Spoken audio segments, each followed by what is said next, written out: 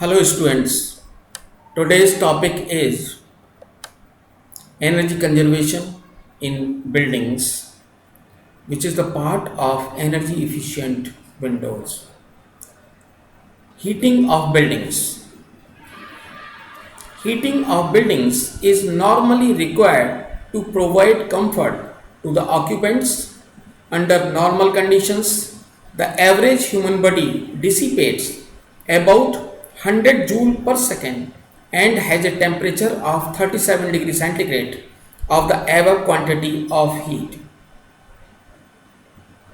About 45% is dissipated by radiation, 30% by convection, and the remaining 25% by evaporation. Physics of thermal insulation. The function of insulation is to reduce heat transfer. So, the insulating material must have the appropriate characteristics to rate the transport of heat across it. Most of the insulation is a matrix of solid and gas, so that heat transport across both the solid and gaseous components. In reality, the transport of energy across insulation can be by all of the modes of heat transfer, that is, conduction, convection, and radiation. Conduction. In this process, heat is conducted by molecular action. The hotter molecules are transport the energy to the nearby molecules by collision or by vibration. The effect of conduction in the solid part of an insulating matrix can be controlled in two ways. Either a material that is less conductive can be used. Thick solid material can be put into the matrix. The example is spoon fiberglass. Spoon fiberglass are used to control the conduction of heat in the industrial equipment, like in a exhaust pipe of a DG set, which is too much heated up. So spoon fibers ropes are putting on the outer surface of the exhaust pipe for saving the persons from this excessive heat. Heat dissipation by conduction. Heat dissipation by conduction in watt per meter square will be smaller k upon T multiplied by capital T1 minus capital T2, where capital T1 and T2 is inside and outside temperature in Kelvin. A small t is the thickness of the wall in meter,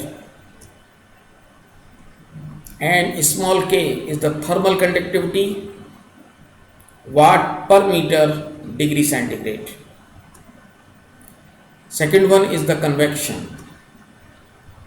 Heat transfer by conduction depends on the temperature of the hot body and the temperature of the air surrounding it.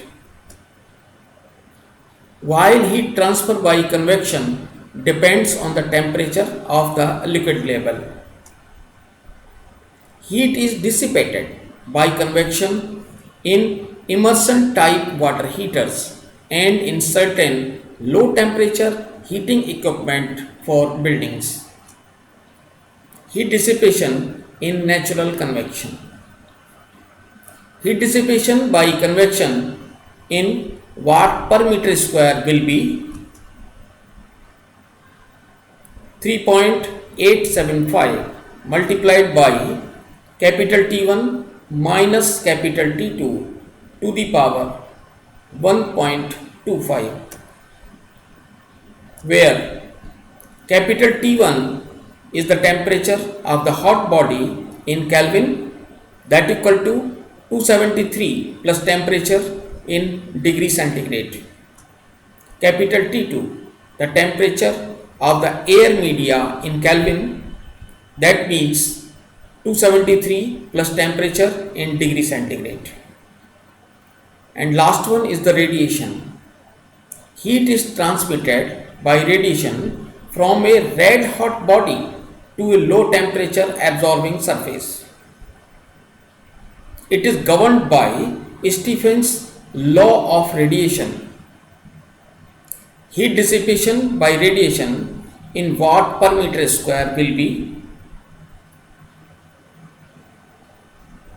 dissipation is 5.72 multiplied by 10 to the power 4 with a constant of efficiency and a multiplication of capital T1 upon 1000 to the power 4 minus capital T2 upon 1000 to the power 4, where capital T1 is the absolute temperature of the radiating surface in Kelvin.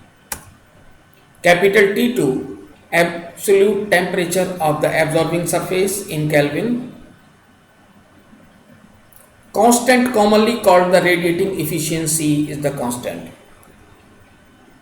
That is 1 for the single element, 0.5 to 0.8 for several elements side by side. And last is the emissivity, which is already multiplied in the formula, and it is 1 for the black body, 0.9 for resistance heating element. Thank you very much today.